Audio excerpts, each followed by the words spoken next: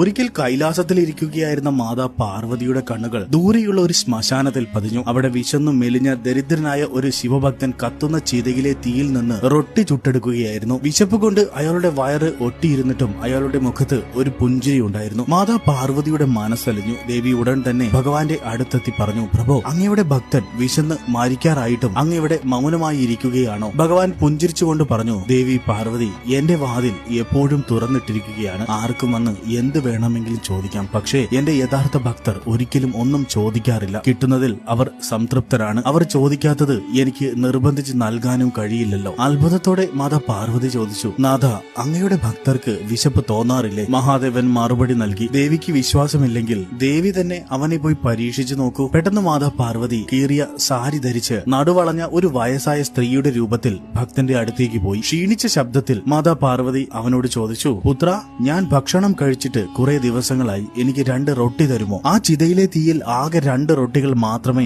അവൻ ഉണ്ടാക്കിയിരുന്നുള്ളൂ. പെട്ടെന്ന് അവൻ സ്വന്തം വിശപ്പിനെ കുറിച്ച് ഓർത്തു. പിന്നെ രണ്ടാമതൊന്നും ആലോചിക്കാതെ 2 റൊട്ടികളും ആ വയസ്സായ സ്ത്രീയുടെ കയ്യിൽ വെച്ചു കൊടുത്തു. എന്നിട്ട് പറഞ്ഞു, എടുത്തോളൂ മാതേ, എന്നേക്കാൾ വിശപ്പ് മാതയ്ക്കുണ്ടെന്ന് തോന്നുന്നു. തുടർന്ന് അവൻ അടുത്തുള്ള പാത്രത്തിൽ നിന്ന് 2 കവിൾ ജലം മാത്രം കുടിച്ചതിനു ശേഷം സന്തോഷത്തോടെ നടന്നു നീങ്ങി. പെട്ടെന്ന് പിന്നിൽ നിന്ന് ഒരു വിളി വന്നു, പുത്ര, നിൽക്കൂ. തിരിഞ്ഞു നോക്കിയപ്പോൾ ആ വയസ്സായ സ്ത്രീ തന്നെയായിരുന്നു അത്. നീ എനിക്ക് ഭക്ഷണം നൽകിയിരിക്കുന്നു. നിന്റെ ഈ കർത്തവ്യ ബോധത്തിൽ ഞാൻ പ്രസാദിച്ചിരിക്കുന്നു. നിനക്ക് എന്ത് വരമാണ് വേണ്ടത്? ചോദിച്ചോളൂ. ഭക്തൻ പുഞ്ചിരിച്ചുകൊണ്ട് പറഞ്ഞു, മാതേ, അങ്ങിപ്പോൾ എന്നോട് ഭക്ഷണം ചോദിച്ചു വന്നതല്ലേ ഉള്ളൂ. മാതയ്ക്കും വിശക്കുന്നുണ്ടായിരുന്നു. മാതാവിനോട് ഞാൻ എന്ത് വരമാണ് ചോദിക്കേണ്ടത്? മഹാദേവൻ മാതയ്ക്ക് നല്ലത് വരുത്തട്ടെ. ഇതും പറഞ്ഞ് അവൻ വീണ്ടും നടക്കാൻ തുടങ്ങി. പെട്ടെന്നൊരു ദിവ്യ പ്രകാശം പരന്നു. ആ വയസ്സായ സ്ത്രീ അപ്രത്യക്ഷമായി. പകരം സാക്ഷാൽ ആദിപരാശക്തിയായ പാർവതി ദേവി അവിടെ പ്രത്യക്ഷപ്പെട്ടു. ഭക്തൻ കണ്ണീരോടെ ദേവിയുടെ കാൽക്കൽ വീണു. മാതാ പാർവതി സ്നേഹത്തോടെ അവന്റെ തലയിൽ കൈവച്ച് പറഞ്ഞു, മകനെ, എന്തെങ്കിലും വരം ചോദിച്ചോളൂ. കരഞ്ഞുകൊണ്ട് ഭക്തൻ പറഞ്ഞു, മാതേ, എന്നിൽ പ്രസാദിച്ചെങ്കിൽ